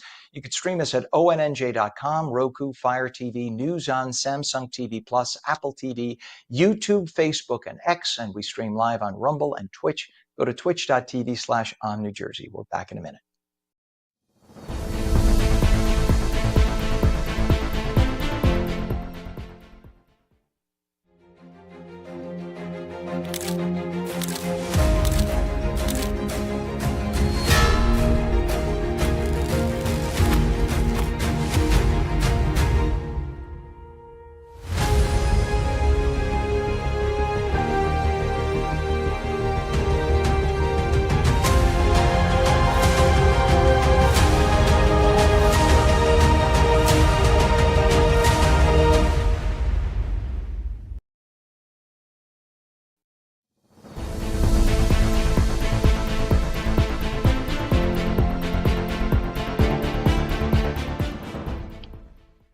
Welcome back to On New Jersey Mornings. It's Ash Wednesday. I'm Ken Rosato. It is now 55 degrees at 8:15. Meteorologist, 8:15. Wow, I need to clean my glasses. 8:22. Sorry about that. Meteorologist Mike Pavetta says the light rain this morning will become heavier and steadier. Winds pick up, thunderstorms later in the day, highs in the upper 50s. Be prepared. Here's Mike now with a detailed Garden State forecast. Well, I Over thought it to you, was that Mike. I know you have Timex with the hand, the minute hand that doesn't work. So when it comes time to fast forward the clocks on Saturday night, maybe Ken will finally invest in a decent watch piece. maybe. Maybe. Anyway, well, we can only hope with some beautiful weather ahead for tomorrow. Like Ken mentioned, it's ugly later on this afternoon, especially with all of that rain that moves in with some gusty winds, potentially reaching severe limits. Upwards of 2 inches of rainfall in a very short amount of time could lead to some ponding, some flooded spots on the roads. And look at that, crossing in the big metropolitan areas right through 6 o'clock. So really making for a mess into this evening and then clearing out by 8 or 9 o'clock tonight. The timing could not be worse, not only because we haven't had much rain in several days. I mean, you look around and the grass is kind of dusty this time of year, not only because of our drought, but because the lack of recent rainfall. It's also the very heavy rainfall that comes in timed out with this evening's commute. So into tomorrow, as that wet weather gets going this evening, we see a clearing. But again, that wet weather will get going just around 2, 3 o'clock in the western portion of New Jersey. And then as all of this moisture is fueling these storms, the cold front that comes in kind of creates that punch in the atmosphere and allows for the thunder and lightning and those gusty winds as well. Temperatures before the front pass through will climb into the low 60s, so a very mild feel, a little bit cooler by a few degrees at the coast with that wind coming off of the water. Wind gusts upwards of 58 miles per hour, which is the severe criteria.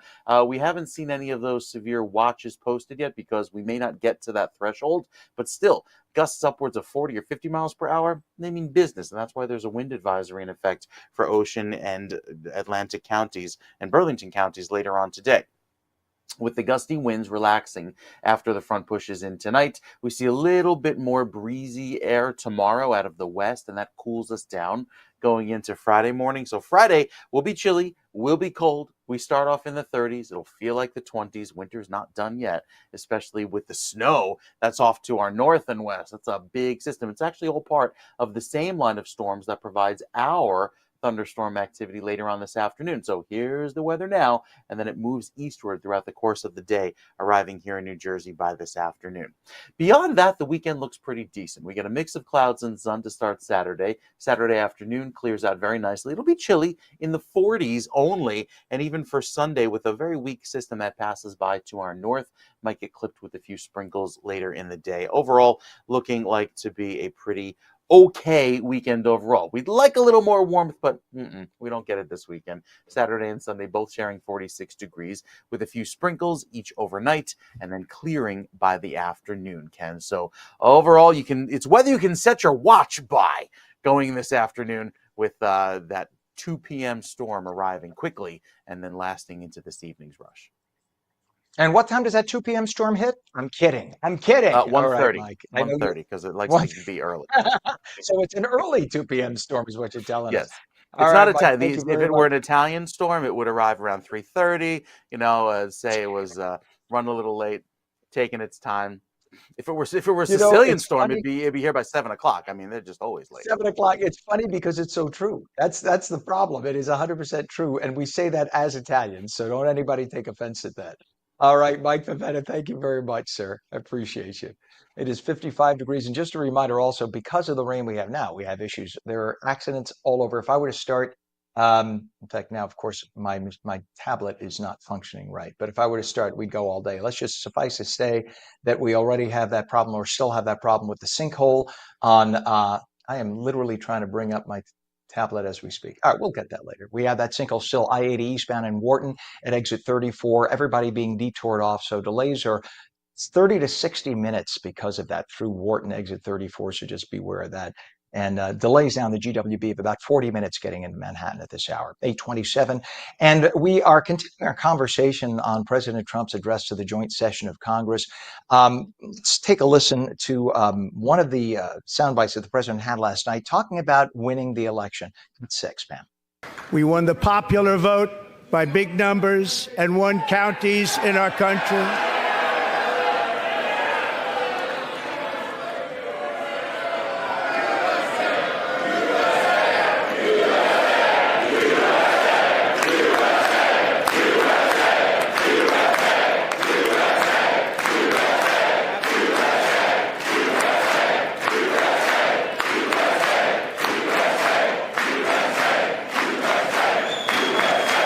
And won counties in our country, 2,700 to 525, on a map that reads almost completely red for Republican. See, I think what upsets the Democrats so much is the president and so many members of his cabinet were Democrats. They were Democrats when the Democrat Party was somewhat more sane, if they ever were, but they were more sane than they are now. And so it bothers them that here these are former Democrats who've kind of seen the light and shown that there is a better way to run society. And I think that's what irritates them more. And they act like petulant children screaming.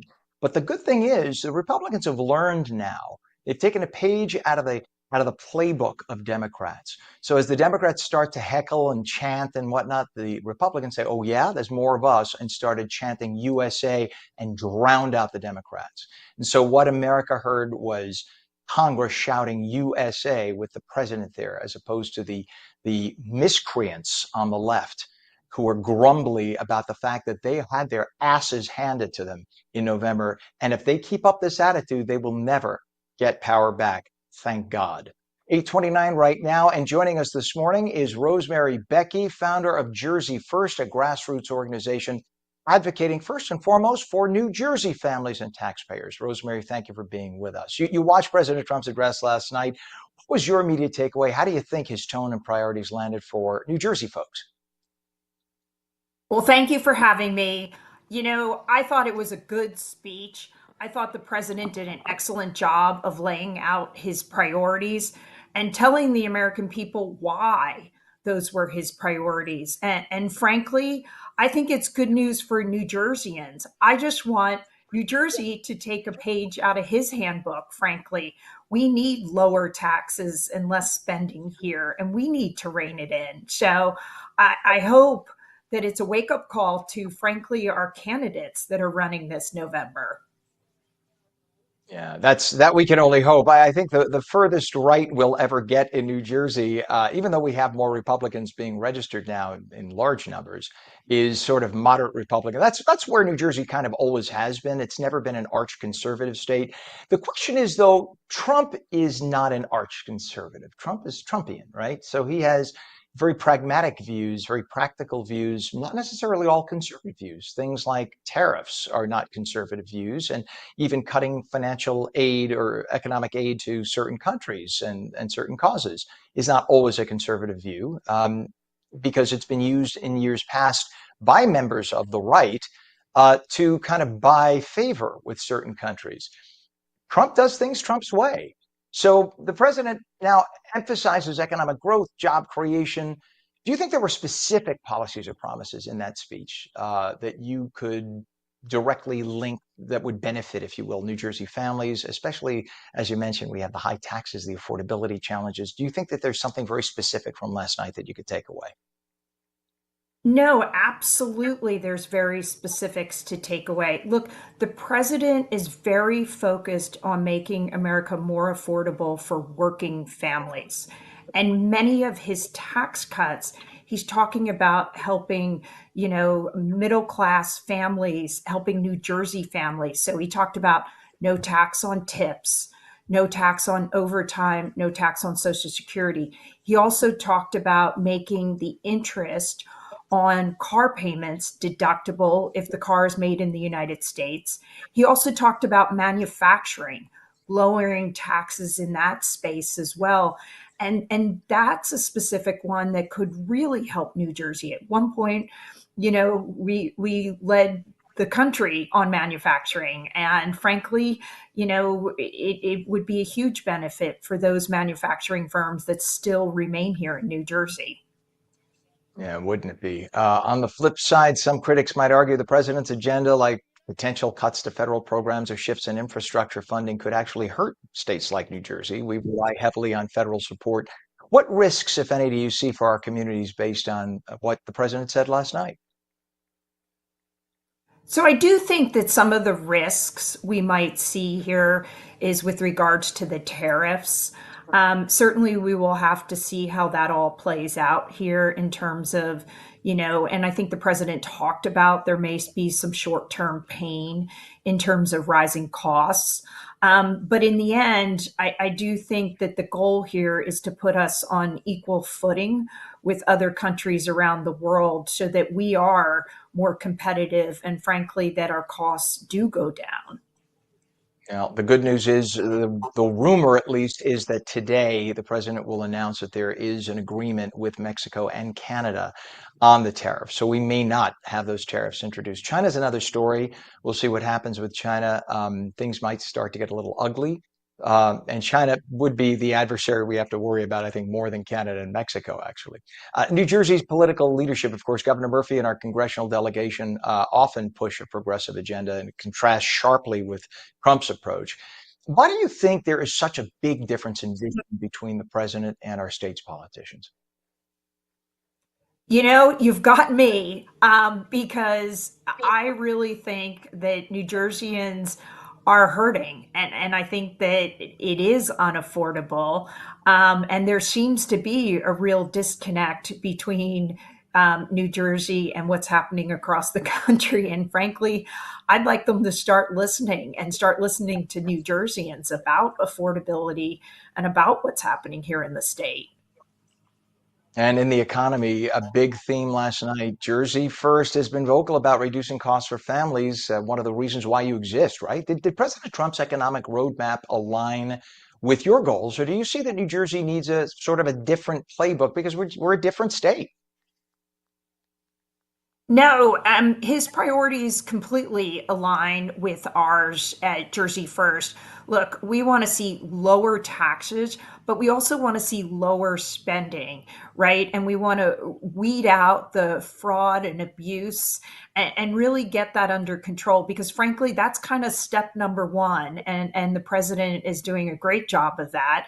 And he pointed out in his speech, how much fraud and waste there is. And so that's something certainly here in New Jersey we'd like to see. And frankly, at Jersey First, we're going to continue to fight for that because, once you got the spending under control, then you can actually lower taxes. And President Trump historically clashed with blue states like New Jersey, New York, et cetera, Connecticut, certainly on environmental regulations and immigration. And based on the speech, do you think there's going to be a lot more tension ahead? How's that going to affect a state like us day to day? So, I mean, there certainly could be some more tension ahead, but I do think that the president is looking for balance here, and certainly that's something we will all want to see here in New Jersey. I think we talked about it last time. Our energy costs here in New Jersey are continually on the rise.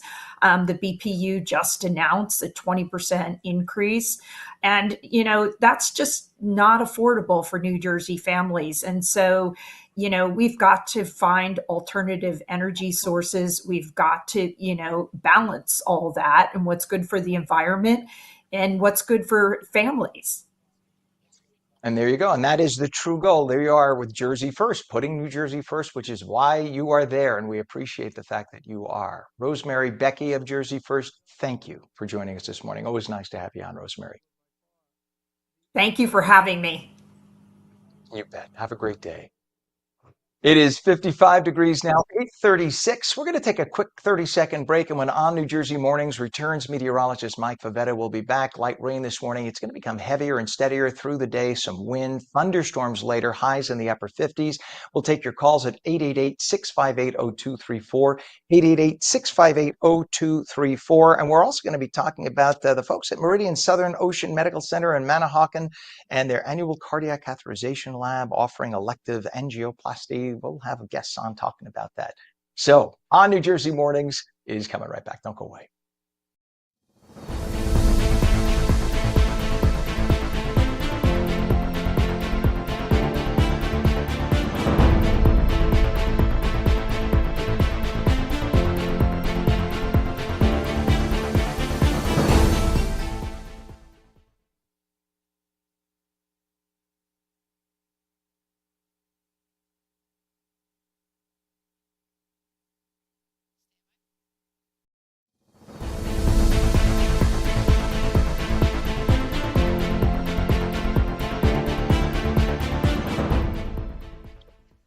Good morning, 55 degrees at 8:37. Welcome back to On New Jersey Mornings. I'm Ken Rosato. Light rain this morning, becoming heavier and steadier through the day. Some wind, thunderstorms are going to get ugly later. Highs in the upper 50s. Meteorologist Mike Favetta with a complete Garden State forecast for us. And it could get really serious for the afternoon travel, right, Mike? Especially for the afternoon travel. Yeah, with not only the gusty winds, but heavy driving rains with some flooded potential areas due to the quick falling rain and likely some runoff as well, thanks to all of the dry weather we've had. The ground is very dry the last few days. So it's mild through 2 o'clock today. The storms roll in after 3. The clearing occurs by 8 p.m. And during that time frame, there will be some very gusty winds, thunder, lightning, as well as the heavy rains. A little bit cooler along the coast, but low 60s inland today before that rain comes in. And with it, we will be well above our average high of 47, showing you how warm it is. Notice the clouds that are around right now. The rain still off to our west, and this will eventually move its way east over the next few hours, giving us the ominous looking skies until that time when that rain begins. So every corner of New Jersey taps into the wet weather today, but it's dry beyond that over the next several days, and we actually get a chance to warm up into next week after a chilly weekend. It's a pretty important asterisk. With the severe weather today being predominantly limited to the southwestern corner of the state, the rest of New Jersey, shown in green, has an average chance of general thunderstorms, not reaching that severe limit, which the best opportunity would be in the wind category. And that's the 58 mile per hour winds or greater. Again, southwestern corner of New Jersey, shown in yellow. The rest of the state has a less of a chance of seeing that. It's also where the best chance of a tornado would be, south and west of the Atlantic City Expressway, if that were to occur. Most of the tornadoes will be in the mid-Atlantic regions of the Northeast, not really predominantly in New Jersey. So with the 1 to 2 inches of rain that falls later on today into this evening, it's a fast falling rain. And this is where we've seen the worst of the drought, where a lot of our reservoirs have been running dry. So some good news there. Really, the only good news is for the reservoirs. The timing, however, couldn't be great, considering even with air quality looking good today, there won't be much great outdoor time thanks to all of the wet weather. So with the storm coming in, you see the front lined up there, moving through, giving us our wet weather and gusty winds. We clear out tomorrow afternoon, but the sunniest day happens on Friday. It'll also be chilly, with temperatures falling back into the 40s. You see a little front pass on by there with some snow off to our north.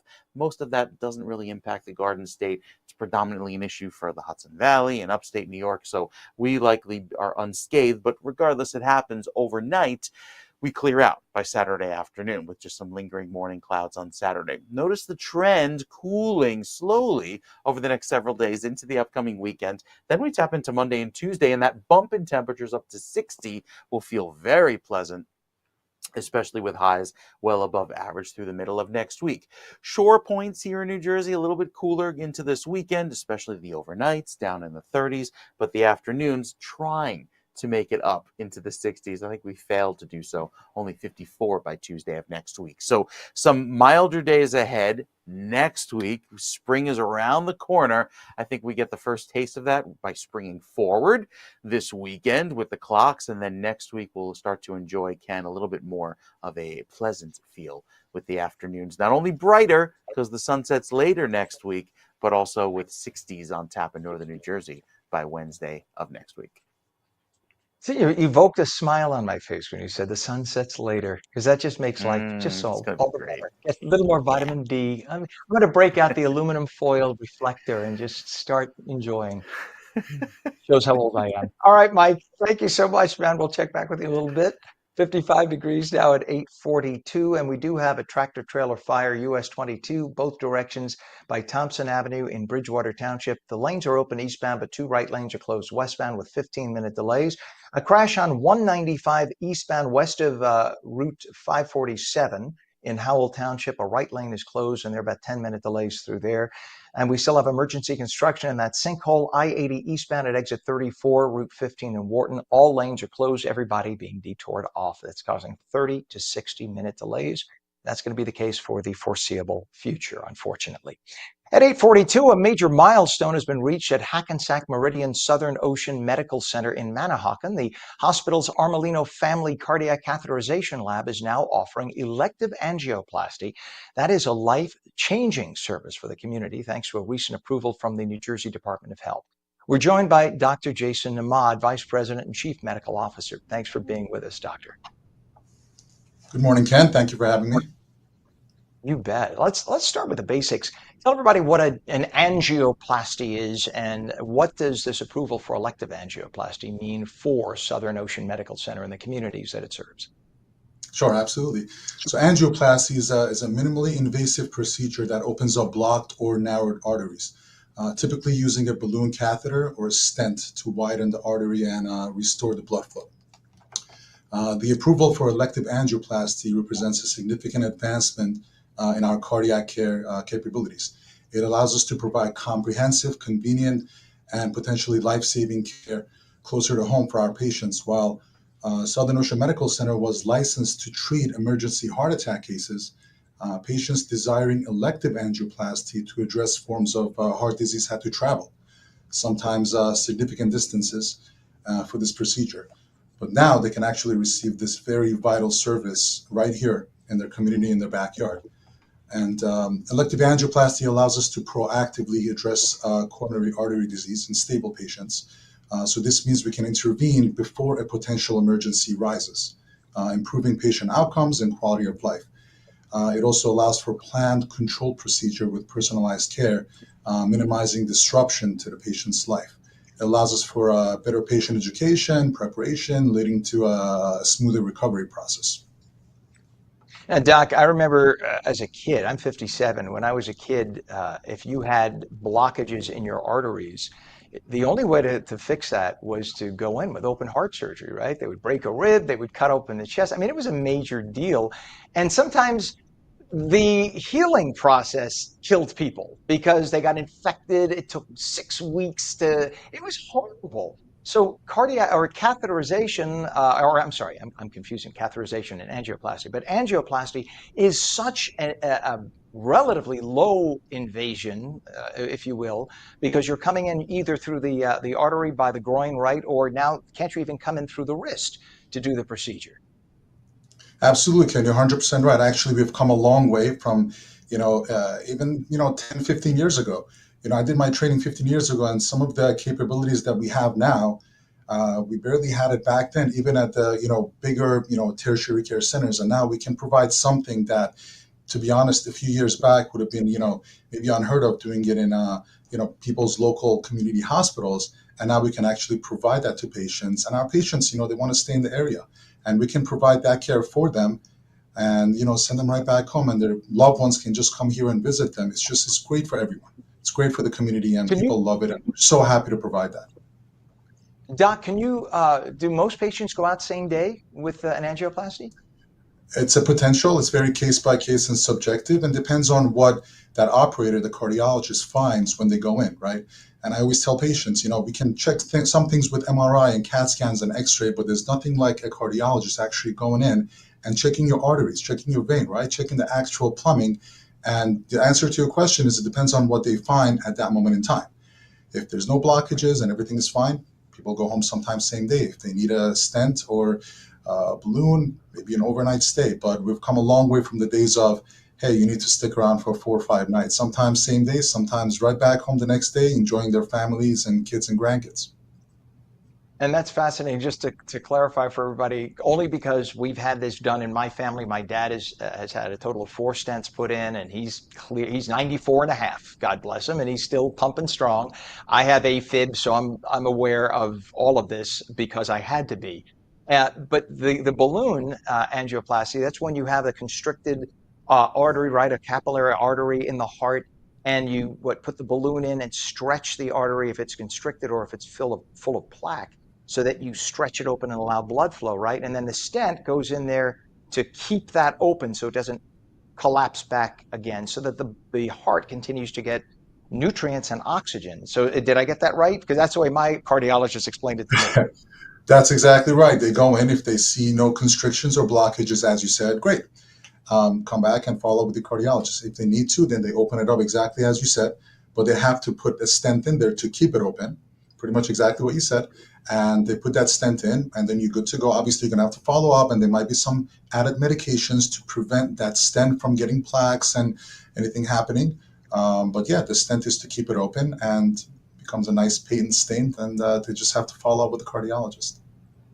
The amazing thing, as you mentioned, when you're feeling weak or winded or tired and you find out it's because you have a little blockage in your heart, the one thing you then don't want is the stress of having to drive an hour to a regional hospital and have the procedure done there, because that means your family has to give up a couple of days of their time. You don't want to impose that on people. And then when you have the procedure, you don't want to then spend an hour traveling home. Or if there's an emergency, you got to go back. You got to go back an hour. So the idea of having it all right there at that hospital is such a blessing.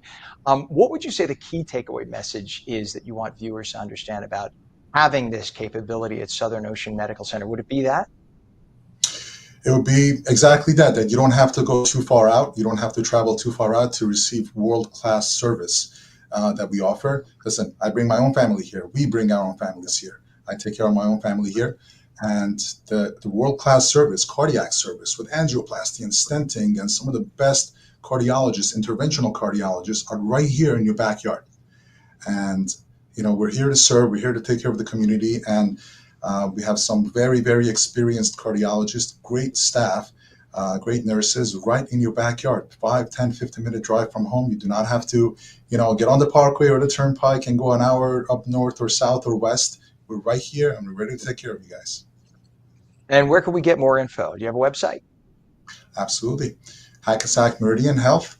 Just look it up at Southern Ocean Medical. We have obviously a big presence in New Jersey, and we're gladly part of a bigger system with Hackensack Meridian Health, and do that. And Southern Ocean Medical is right there. The cardiologist, our staff, everything you need is right on the website, and we're a phone call away. That is a blessing to know. Dr. Jason Ahmad from Hackensack Meridian Southern Ocean Medical Center in Manahawkin, thank you for joining us, and thank you for saving lives doing what you're doing. Ken, pleasure to be here. Thank you for having me. You bet. Have a good day, Doc. It is now 55 degrees at 8:50. Let's wake up Mike Pavetta. I know Mike he does nothing. He sits there with his feet up and he snores. And no, not at all. Mike has been frantic getting those computer graphics updated because we got stormy weather coming. So let's go to meteorologist Mike Pavetta. Rainy, stormy day ahead. Did you hack into my security system? How'd you know I had my feet up? That's a little something scary, as a dad and a meteorologist, you don't have a second to put your feet up. I know that.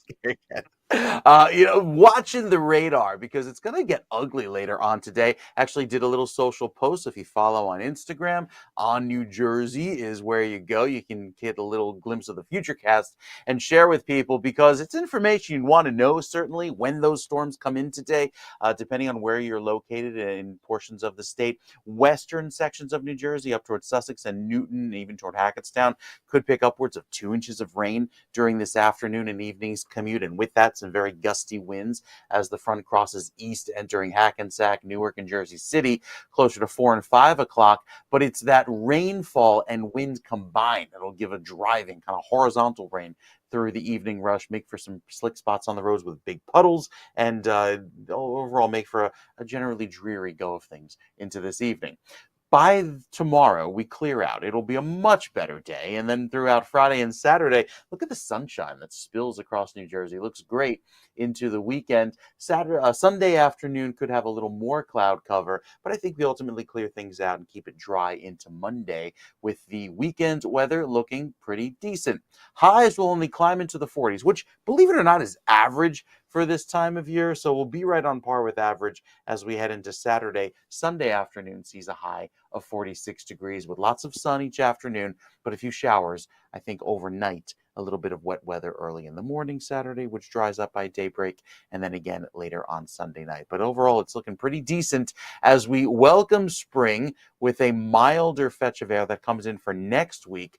7-day forecast is online on ONNJ.com. You can get all the details about the near 70 degrees that will be breaking, Ken, by Wednesday. That'll feel very pleasant and much anticipated, too, after such a cold winter. You got my interest piqued. All right. Thank you, Mike. Have a great one. We'll catch you in the You morning. too. All right, pal. It's 55 degrees now at 8:52. And let's get back to first off, traffic. I'm sorry, we do have 3 incidents to tell you about. A tractor trailer fire on US 22, both directions. This is at Thompson Avenue, Bridgewater Township. All lanes are open eastbound, 2 right lanes closed westbound with about 15-minute delays. We have a sewer main break on Route 28, both directions at Mountain Avenue and Somerville, with all lanes closed, and still have that emergency construction and that sinkhole I-80 eastbound at exit 34, Route 15 in Wharton. All lanes are closed and everybody being detoured off. Last night, the president, of course, addressed that joint session of Congress, and one of the topics he talked about was his executive order banning federal funding with transgender surgeries and procedures. Let's take a listen. Cut 9, please, Pam. My administration is also working to protect our children from toxic ideologies in our schools. A few years ago, January Littlejohn and her husband discovered that their daughter's school had secretly socially transitioned their 13-year-old little girl. Teachers and administrators conspired to deceive January and her husband while encouraging her daughter to use a new name and pronouns. They, them pronoun, actually, all without telling January, who is here tonight and is now a courageous advocate against this form of child abuse. January, thank you. Thank you. Thank you very much. Thank you.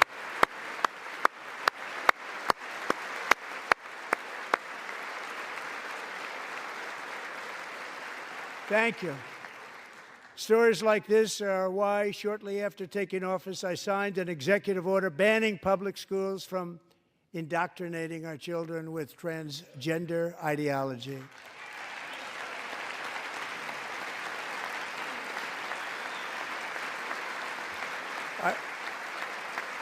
I also signed an order to cut off all taxpayer funding to any institution that engages in the sexual mutilation of our youth.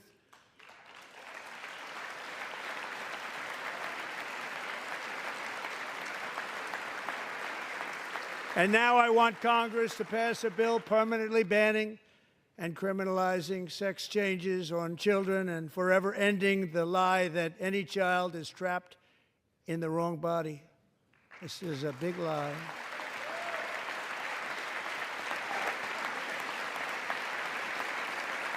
And our message to every child in America is that you are perfect exactly the way God made you. Oh, heaven forbid we mention God. The Democrats bristled at that. There is no God. It's just amazing. The Democrats will just never get it. And that's good for the Republicans. It's good for the Republicans. The Democrats won't get it because they have gone so far up the plantation, so far into the extremes, that the idea of a guy mentioning God, mentioning that taking your child in a room with two or three other girls, that's what happened to this young lady.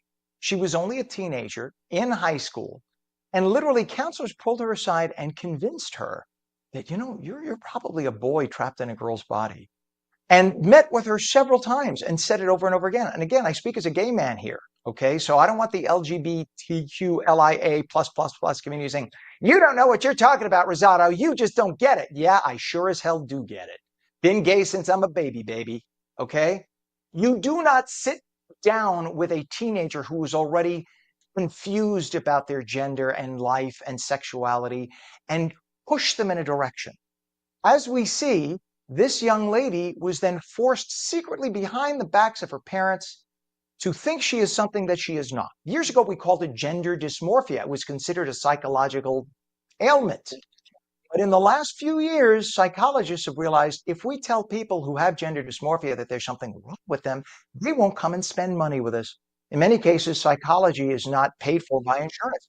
So people have to come and pay cash. So if you want people to come pay cash, tell them, you don't have gender dysmorphia. You're normal. Come to us and we'll just coach you through the process. That's disgusting. And that is why the Democrats will stay of power for the foreseeable future. 55 degrees now. It's 8:57. That is ONNJ Mornings for Ash Wednesday, March 5th. If you're a Christian, go out and get your ashes. Go and get your ashes. I'm Ken Rosato. Meteorologist Mike Pavetta says light rain this morning, heavier, steadier, thunderstorms through the day. It'll be ugly later, windy, highs in the upper 50s. We stream on ONNJ.com, Roku, Fire TV, News on Samsung TV Plus, Apple TV, YouTube, Facebook, and X. And also, we stream live on Rumble and Twitch. Just go to twitch.tv/OnNewJersey. Tell all your friends about us. Say good things. We'll see you tomorrow bright and early at 7. Have a great day.